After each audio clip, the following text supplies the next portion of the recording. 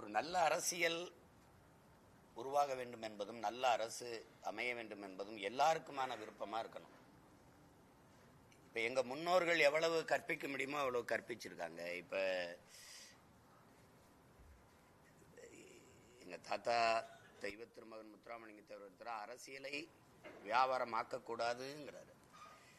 ரெண்டாவது, ஒரு கொள்கையற்ற அரசியல் அது கோழைத்தனம்ங்கிறாரு, அது பாவம்ங்கிறாரு. அதே கருத்தை தான் காந்தி கூட வலியுறுத்துறாங்க. இங்க பாத்தீங்கன்னா வாக்குக்கு காசு கொடுக்கிறவன் பாவி, அந்த காசை வாங்கி கொண்டு வாக்கு செலுத்துகிறவன் தேச துரோகிங்கிறார். அப்ப பன்னெடுங்காலமா நம்ம நீண்ட காலமா தேச துரோக குற்றத்தை தான் செஞ்சிட்டு இருக்கோம். இது அறிவாசன் அண்ணல் அம்பேத்கர் மதிப்புமிக்க நமது உரிமைகளை சில ரொட்டி துண்டுகளுக்காக விற்பது அவமானகரமானதுன்னு சொல்றாங்க. அப்ப அவர் காலத்திலே இது இருந்துட்டு, அதுக்கப்புறம் பேரறிஞர் அண்ணா அவர்கள் தங்கத்தை யாராவது தவிட்டுக்கு விற்பார்களா என்று கேட்கிறார். அவர் காலத்துல காங்கிரஸ் கொடுத்ததுங்கிறதான் குற்றச்சாட்டு. இன்னைக்கு அவர் பேரை சொல்லி கட்சி நடத்துற கட்சிகள் தான் இந்த வேலையை செய்யுது. அன்னைக்கு ₹1 ₹2, இன்னைக்கு ₹1000 ₹2000. வளர்ச்சி இதுல வருது, இதெல்லாம் வளர்ச்சியில வருது. அப்ப இது ஊடகங்களுக்கு பெரிய பொறுப்பும் பங்கும் இருப்பதா நான் நினைக்கிறேன். நீங்க காசு கொடுக்கிற இந்த முறையை, மாண்புமிக்க போராடி பெற்ற மாண்புமிக்க ஜனநாயகத்தை இந்த கேடுகட்ட பணநாயகமாக மாற்றி இருக்கிற முறையை நீங்க சாடுவதில்லை. நீங்க எந்த கேள்வியே சாடுவதில்லை. தேர்தல் ஆணையமும் இதை பொருள்படுத்துவதில்லை. இப்ப இப்படி ஒரு முறை இருந்தா எப்படி இருக்கும் பாருங்க. வாக்குக்கு விளம்பரங்கள் செய்யறாங்க, பல நூறு கோடியில் காசு கொடுப்பதும் வாங்குவதும் குற்றம். உங்கள் வாக்கு விற்பனைக்கு அல்ல, இதுல எழுதி வைக்கிறாங்க.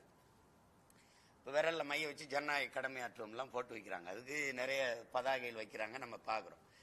வாங்குறதும் கொடுப்பதும் குற்றம், அதற்கு ஓராண்டு சிறை அப்படின்னு போட்டு வைக்கிறாங்க. யாரையாவது கைது பண்ணி, கொடுத்தவரையோ வாங்குறவரையோ ஒருவரையாவது கைது பண்ணியிருக்காங்க, ஒரு வழக்காவது தொடுத்திருக்காங்க அப்படின்னு ஏதாவது செய்தி, நீங்களே செய்தியாளர்கள் தான், ஏதாவது கேட்டது உண்டான்னு பாருங்க. ரெண்டாவது, பறக்கும் படைன்னு ஒன்ன போட்டு பொது பாதையில சாலைகள்ல நிறுத்தி போவோர் வருவரை தடுத்து சோதிக்குமே ஒழிய, தொகுதிக்குள்ள ஏதாவது ஒரு பறக்கும் படை நின்று ஏதாவது ஒரு கட்சியை காசு கொடுக்கும் போது பிடிச்சது, சோதிச்சது, தடுத்தது அப்படின்னு செய்தி நீங்க படிச்சதுண்டா, பார்த்ததுண்டா? இல்லை, நீங்க தான் போட்டதுண்டா? இல்லை. ஆனால் சாலையில நின்றுக்கிட்டு மளிகை கடைக்கு சரக்கு வாங்குறதுக்கு, பொருள் வாங்குறதுக்கு பணம் கொண்டு போறவனை பிடிக்கிறது, அப்பாவை மருத்துவமனையில சேர்த்துட்டு பணம் கட்ட கொண்டு போறவனை பிடிக்கிறது, வங்கியில பணம் எடுத்துட்டு மகள் திருமணத்துக்காக எடுத்துட்டு போறவனை பிடிக்கிறது, இந்த வேலையை தான் தொடர்ச்சியா செய்துட்டு வருது இந்த பறக்கும் படை. இது பறக்கும் படையா இல்லது, இது படுபாதக படையா இருக்குது. அதை யாரும் கேட்கறது இல்ல. ஊடகங்கள் நேர்மையான ஒரு அரசியல் உருவாவதற்கு கொஞ்சமாவது வேலை செஞ்சீங்கன்னா, இதை இந்த மாதிரி வாக்குக்கு காசு கொடுத்து வாக்கை பெறுகிறவன் எப்படி மக்களுக்கு நல்லது செய்வான்? ஒரு 15-20 கோடி ஒரு சட்டமன்றத்துக்கு முதலீடு செய்யற ஒரு வேட்பாளர் தன் லாப தேவைக்கு முதலீடு செய்கிறாரா, அல்லது மக்கள் சேவைக்கு முதலீடு செய்கிறாரா? பாராளுமன்ற தேர்தலுக்கு ஒரு 50 கோடி முதலீடு செய்கிறார், சட்டமன்ற தேர்தலுக்கு 15-20 கோடி முதலீடு செய்கிறார்னா, அதை அதிகாரத்துக்கு வென்று வந்தால் அதை ஈட்டிக் கொள்ளலாம்ங்கிற ஒரு நம்பிக்கை இருக்கிறதுனால தானே முதலீடு செய்கிறார். அவ்வளவு வாக்குக்கு 1000-500 கொடுத்து வாக்கை பெற்று பதவிக்கு மக்களுக்கு சேவை செய்தே ஆகணும் அப்படின்னு இருக்கிற நோக்கம் கொண்ட யாராவது ஒரு தடவை சொல்லு. என்ன எல்லாரும் காந்தி, காமராஜ், கக்கன், ஜீவானந்தம் எல்லாரும் இங்க, இது ஒரு கொடுமையான ஒரு இது உருவாயிருச்சு. இதை தகர்க்கணும்னு நினைக்கிறோம். அப்ப இப்ப எங்களுக்கு விழுந்த ஒரு 36 லட்சம் வாக்கு வைங்க, ₹1 வாக்கு வாங்காம வாக்கு செலுத்தி அந்த மக்களுக்கு ஒரு நம்பிக்கை இருக்கல, ஒரு மாற்று வரணும்னு அவங்க போற்றத்தக்கவர்கள். அவர்களுக்கு இன்னைக்கு 36, 66 ஆகி 86 ஆகி 96 ஆகி 1 கோடி ஆயிடுச்சுன்னா மாறுதல். அப்ப அதை யாராவது ஒருத்தர் தொடங்கணும்ல. அண்ணல் காந்தி சொல்ற மாதிரி மாற்றத்தை முதல்ல ஒன்னிலிருந்து தொடங்குங்கிறாங்க. நாங்க எங்கிலிருந்து தொடங்குறோம். அதனால காசை வாங்கினாலும் மாற்றத்தை விரும்பி வாக்கு செலுத்துற மக்கள் இருக்கிறாங்க. காசு வேண்டாம், எங்கள் வாக்கு மதிப்பு மிக்கது, அதை நல்ல அரசியலுக்காக நாங்க செலுத்தணும்னு நினைக்கிற மக்களும் இருக்கிறாங்க. அதனால இது மாறாது அப்படின்னு நீங்க சொல்றதுக்கு இல்ல, மாறும். கேரளாவில் வாக்குக்கு காசு கொடுக்கிற முறை இருக்கான்னு கேட்டு பாருங்க. இருக்கா கேட்டு பாருங்க, ஒரு தடவை கேட்டு பாருங்க. அம்மையார் ஜெயலலிதா இருக்கும்போது 2 தொகுதியில போட்டிட்டாங்க. எனக்கு நல்ல நினைவு இருக்கு. நீங்க எல்லாம் ஊடகவியலாளர். இங்க இருந்த அந்த இங்க கொடுக்கறது போல அங்க போய் அதிமுக காரர்கள் காசு கொடுக்கும்போது அந்த மக்களை அடிச்சு விரட்டிய காட்சி இருக்கு. வேணா நீங்க எடுத்து பார்க்கலாம். அவன் வாங்க மாட்டான். அவன் அரசியல் படுத்தப்பட்டிருக்கான், அவ்வளவு ஜனநாயகப்படுத்தப்பட்டிருக்கான் அந்த மக்கள். அதனால அவங்க செய்ய மாட்டாங்க. எங்கேயாவது காசு கொடுத்தாங்கன்னு ஒரு செய்தி நீங்க எடுத்து போடுங்களேன், போட மாட்டான். அது மாறும், கொஞ்சம் கொஞ்சமா மாறும். அதை பார்த்து கொஞ்சம் கொஞ்சமா நம்ம மக்கள் மாறணும். இப்ப மாறிக்கொண்டிருக்காங்க. நாங்க 4.5 லட்சம் வாக்குல இருந்தோம். 1.1 விழுக்காடு இருந்தோம். 8.5 விழுக்காடு 8.22. அப்ப உயர்ந்துகிட்டு தானே இருக்கு. பணம் அதை பொருள்படுத்தாம நல்ல ஜனநாயகம் வரணும், நல்ல அரசியல் வரணும்னு நினைக்கிற மக்கள் இருக்கத்தானே செய்யறாங்க. அவங்களை போற்றுவதும் இந்த காசு கொடுத்து வாக்கை வாங்குகிறவர்களை தூற்றுவதும் நடந்துருச்சுன்னா சரியாயிடும். இதுல எல்லாம் கூட்டணி வேற வச்சுக்கிற வேண்டியது, அப்புறம் ஓட்டுக்கு 1000 ரூபாய் கொடுக்க வேண்டியது, நாங்க தான் பெரிய கட்சின்னு வேற பீத்திக்கிட்டு அலைய வேண்டியது. இதெல்லாம் ஒரு கேவலம் தானே. இதெல்லாம் ஒரு கேவலம் தானே. நீங்க ஆட்சியின் சாதனையை சொல்லி வாக்க வேண்டியது. அப்புறம் அதுக்கு காசு, அப்புறம் அதுக்கு இலவசம், அப்புறம் அதுக்கு இந்த டிஃபன் பாக்ஸ், உணவு எடுத்துட்டு போற டப்பா, அப்புறம் மாவரைக்கிற இந்திரம், இதெல்லாம் கொடுத்துட்டு சத்தியம் அண்டா. அதுல சத்தியம் வேற. எங்களுக்கே ஓட்டு போடுவோம் சத்தியம். எல்லா பாவத்துக்கும் ஒரு பரிகாரம் இருக்கு. வேணா சோசியக்காரன் கேளு. எல்லா பாவத்துக்கும்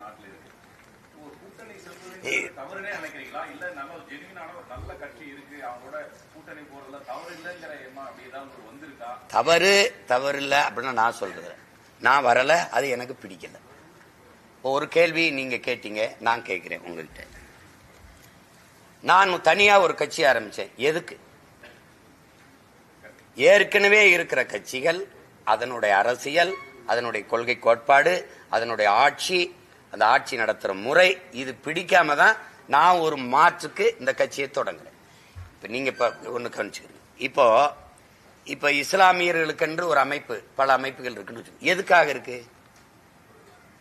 திமுக தான் எங்களுக்கு பாதுகாப்புனா அப்புறம் தனியா ஒரு அமைப்பு எதுக்கு? கேள்வி வருதா இல்லையா? இப்ப இந்த கட்சிகள் எல்லாம் தனித்தனியா ஒரு கட்சி. இந்த திமுக அதிமுக ஆட்சி, அந்த ஆட்சியின் நிர்வாக கொடுமை, அதனுடைய ஆட்சி முறையில் இருக்கிற கேடு, அதை மாற்றத்தான் இந்த கட்சிகள் இத்தனையும் உருவாச்சு. இப்ப உதாரணமா ஒண்ணு கேட்கிறேன். இப்ப எங்க அண்ணன் மது ஒழிப்பு மாநாடு நடத்தினாங்க. விடுதலை சிறுத்தைகள் திரும்ப அண்ணன் நடத்தினாங்க, பேரெழுச்சியா நடத்தினாங்க. இப்போ மதுவை யார் ஒழிக்கணும்? மதுவை காட்சி விற்கிற ஆலையை வச்சிருக்கிறது, மதுக்கடையை திறந்து வச்சிருக்கிறது யாரு? அரசு சம்பந்தப்பட்டவர்கள். அப்ப அந்த மதுக்கடையை திறந்து வச்சு அரசே நடத்துகிற அந்த கட்சியோடு கூட்டணி வைக்கும் போது இந்த மாநாட்டின் பயன் ஏதாவது இருக்கா? இவங்க என்ன நினைப்பாங்க, என்ன நடவடிக்கை எடுப்பாங்க? ஐயோ, இவர் கூட்டணி வரமாட்டாரு. அப்படியா? மறுபடியும் இங்க வருங்க, அந்த மாநாடு பயனற்றது. ஏன்னா யார் சாராயம் காட்சி விற்கிறானோ அவனுடைய கூட்டணி. இப்ப சாதி வாரி கணக்கெடுப்பு எடுக்கணும். இப்ப எங்க கொள்கை இருக்கு, எங்க ஐயா வலியுறுத்துறாங்க. எங்களுக்கு முன்னாடி நீண்ட காலம் பேசி வர்றது பாமக, எங்க ஐயா தான் அதை சொல்றாங்க. இப்ப சாதி வாரி கணக்கெடுப்பு எடுப்பவன் எவனோ அவனோட கூட்டணி. சாதி வாரி இந்த மது ஒழிக்கிறேன்னு சொல்றவன் எவனை ஒழிக்கிறான் அவனோட கூட்டணி.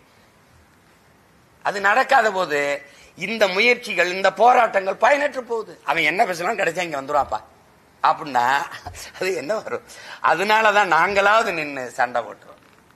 இப்ப நீங்க சொல்றீங்களா, கூட்டணிக்கு போன கட்சி தலைவர்களே என்னை தனியா சந்திக்கும் போது, டே தயவு செய்து விட்டுறாதரா, நீயாவது நில்றா அப்படின்னு தான் சொல்றாங்களே வெளிய, நீனு வா அப்படிலாம் யாரும் சொல்லல. நீங்க இது சரியா வராது எனக்குன்னா விட்டுருங்க. நான் ஊழல் லஞ்சத்தை ஒழிக்கணும் உங்ககிட்ட கேட்கிறேன். இதுல எந்த கட்சியோட சேர்ந்து ஒழிக்கலாம்? சிரிக்காதீங்க. சாராயத்தை மூடணும், எந்த கட்சியோட சேர்ந்து மூடலாம்? இந்த வளங்களை எல்லாம் காப்பாற்றணும்னு நினைக்கிறேன். என் மண்ணின் வளங்களை எல்லாம், மலை, மணல், இந்த நில வளம், கன்னியாகுமரி, காற்று, மரம், இதெல்லாம் காப்பாற்றணும். யாரோட சேர்ந்து செய்யலாம்?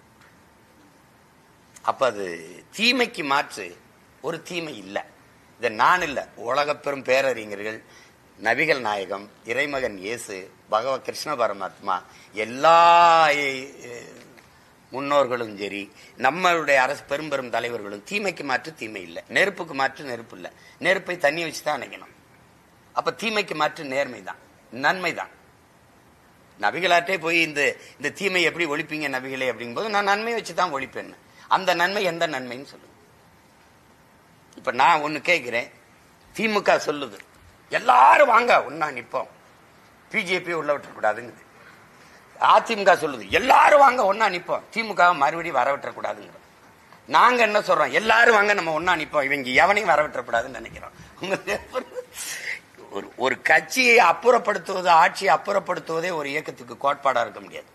நல்ல ஆட்சியை உருவாக்குவது, நல்ல அரசியலை உருவாக்குவது, நல்ல ஆட்சியை மலரச் செய்வதால் லட்சியமா இருக்க முடியுமே ஒழிய இவர் அகற்றிட்டு இவரை உட்கார வைக்கிறது, இவர் அகற்றிட்டு இவரை உட்கார வைக்கிறது அல்ல எங்க இலக்கு. ஆட்சி மாற்றத்திற்கு வந்த பிள்ளைகள் அல்ல, ஆள் மாற்றத்திற்கு வந்த பிள்ளைகள் அல்ல. நாங்கள் அடிப்படை அமைப்பு அரசியல் மாற்றத்திற்கு வந்த புரட்சியவாதிகள், லட்சியவாதிகள். நாங்கள் ஆட்சி மாற்றத்திற்கான ஆளுகள் அல்ல, ஆட்சி முறை மாற்றத்திற்கான ஆட்கள். புரியுதுன்னு நினைக்கிறேன்.